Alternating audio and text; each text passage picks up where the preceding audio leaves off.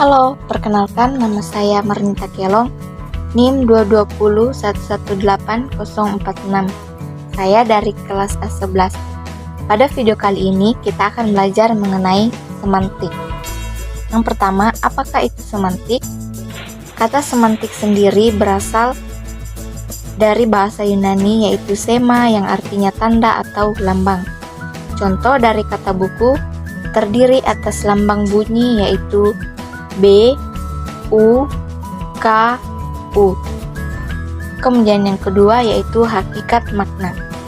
Makna adalah pengertian atau konsep yang dimiliki pada sebuah tanda linguistik yang terdiri dari dua unsur. Unsur yang pertama yaitu unsur yang diartikan dan unsur yang kedua yaitu unsur yang mengartikan. Kemudian yang ketiga yaitu jenis makna. Jenis makna yang pertama yaitu makna leksikal dan gramatikal. Makna leksikal adalah makna yang sungguh-sungguh nyata dalam kehidupan.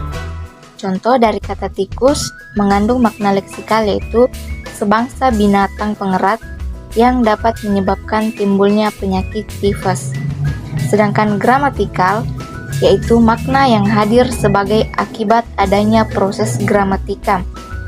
Contoh, pada kalimat batu seberat itu dapat terangkat juga oleh adik, pada kata ter mengandung makna dapat.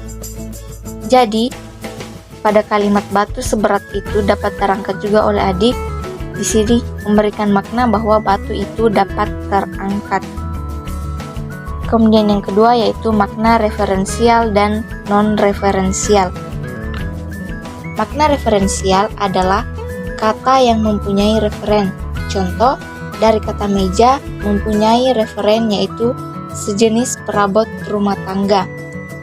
Sedangkan non-referensial adalah kata yang tidak mempunyai referen. Contoh yaitu kata karena. Kemudian yang ketiga yaitu makna denotatif dan konotatif. Denotatif adalah makna sebenarnya. Contoh dari kata perempuan dan wanita mengandung makna yaitu manusia dewasa bukan laki-laki. Konotatif adalah sebuah kata yang memiliki makna konotatif jika memiliki nilai rasa baik itu positif maupun negatif. Contoh kata ceramah memiliki makna negatif karena pada dulunya kata ceramah ini memiliki makna cerewet, tetapi sekarang konotasinya sudah positif. Berikutnya yaitu makna kata dan istilah. Makna kata menjadi jelas apabila kata itu berada dalam konteks kalimat atau situasinya. Sedangkan istilah mempunyai makna yang jelas, pasti dan tidak meragukan. Yang kelima, makna konseptual dan asosiatif. Konseptual adalah makna yang dimiliki leksem terlepas dari konteks apapun. Contoh dari kata kuda mengandung makna konseptual binatang berkaki empat yang biasa dikendarai. Sedangkan asosiatif adalah makna yang dimiliki sebuah leksem berkenaan dengan hubungan kata yang berada di luar bahasa. Contoh dari kata melati memiliki makna asosiatif sesuatu yang suci. Berikutnya yaitu makna idiomatikal dan peribahasa. Idiomatikal adalah ujaran yang maknanya tidak dapat diramalkan. Contoh dari kata meja hijau mengandung makna idiomatikal yaitu pengadilan. Peribahasa memiliki makna yang masih dapat ditelusuri atau dilacak dari makna unsur-unsurnya karena adanya asosiasi atau hubungan antara makna asli dengan maknanya sebagai peribahasa. Contoh dari peribahasa seperti anjing dan kucing mengandung makna yaitu dua orang yang tidak pernah akur. Kemudian yang terakhir yaitu makna kias. Arti kiasan digunakan sebagai oposisi atau kebalikan dari arti sebenarnya. Contoh pada kata putri malam memiliki arti kiasan yaitu bulan. Kemudian yang keempat yaitu relasi makna. Yang pertama sinonimi, yaitu ungkapan baik itu kata, frase, dan kalimat yang maknanya hampir sama. Contoh, kata buruk dan jelek. Yang kedua, antonimi dan oposisi. Antonimi adalah ungkapan yang maknanya dianggap kebalikan dari makna ungkapan lain. Contoh, kata bagus berantonimi dengan kata jelek. Sedangkan oposisi yaitu konsep yang betul-betul berlawanan. Contoh, kata hitam yang berlawanan dengan kata putih. Yang ketiga yaitu homonimi, homograf, dan homofoni. Homonimi adalah makna yang tulisan dan pelafalannya sama tetapi artinya berbeda. Homograf adalah kata yang tulisannya sama tapi artinya beda. Contoh dari kata tahu.